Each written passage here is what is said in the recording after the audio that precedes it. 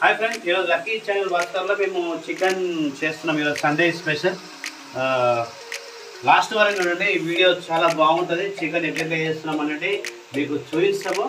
మళ్ళీ దాన్ని ఎట్లా తయారు చేస్తారో మీకు తర్వాత మేము నెక్స్ట్ ప్రాసెస్లో చూపిస్తాను. ఫ్రెండ్స్, ఉల్లిగడ్డ వేగింది కాబట్టి మనం కొంచెం కస్తూరి మీద వేసుకోవాలి. కస్తూరి మీద వేసుకున్న తర్వాత మళ్ళీ కొంచెం నూనెలో కొంచెం ఉడకాలి. కొంచెం వేగిన తర్వాత దాని తర్వాత మనం పసుపు, అల్లిగడ్డ అవన్నీ వేసుకోవాలి. అది కొద్దిసేపు తర్వాత పసుపు 2 స్పూన్, చిన్న స్పూన్తో 2 పసుపు వేసుకోవాలి.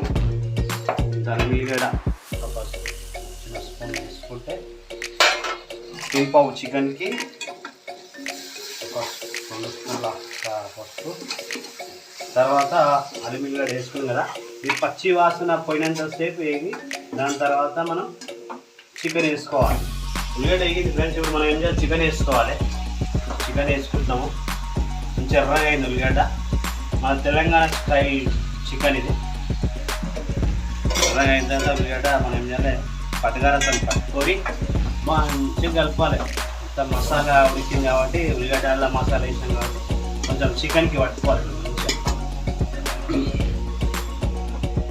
చికెన్కి కొంచెం పట్టుకున్న తర్వాత మనం ఏం చేయాలి, ఒక 20 మినిట్స్ సెట్ చేయాలి. చేస్తే ఏమైందంటే దీంట్లో ఉన్న వాటర్ అంతా ఇంకి మళ్ళీ అప్పుడు మసాలాలు వేసుకున్నాం. ఇప్పుడు మనం కారం వేసుకున్నాం.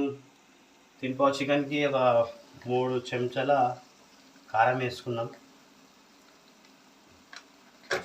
తర్వాత 1 స్పూన్ సాల్ట్,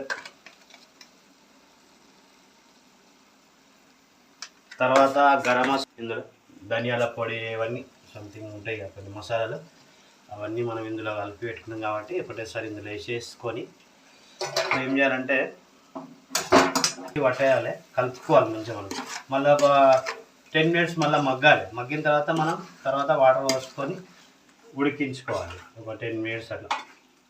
ఏంటి చికెన్ మాది 50% 60% దాకా మగ్గింది. తర్వాత ఇప్పుడు మనం వాటర్ పోసుకుంటున్నాం. ఇందులో చెంబుడు పోసుకోవాలి వాటర్. అంటే 2 గ్లాసులు కంటే కొంచెం చికెన్ మంచిగా కలుపుకోవాలి.